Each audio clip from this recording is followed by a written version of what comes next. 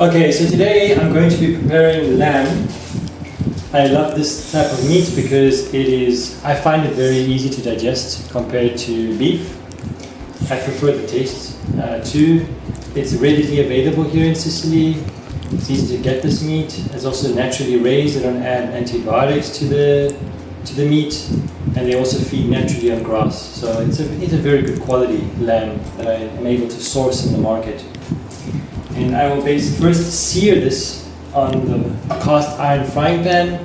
We prefer cast iron because it does not have any Teflon, any types of Teflon, whether it's the old type or the new type of Teflon. They all are carcinogenic, cause cancer in the body. So we prefer just using a cast iron, which cooks much better.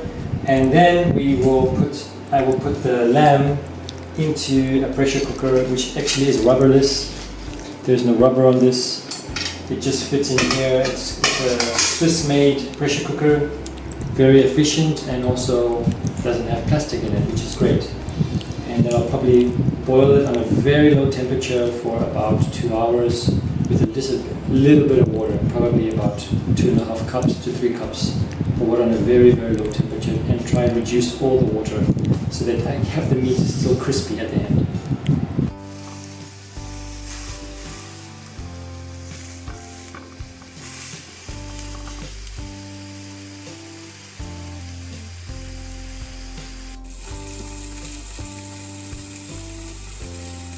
I transferred the seared lamb meat from the cast iron pot into the pressure cooker. So that just speeds up the cooking process, and it also makes the meat very tender and very juicy.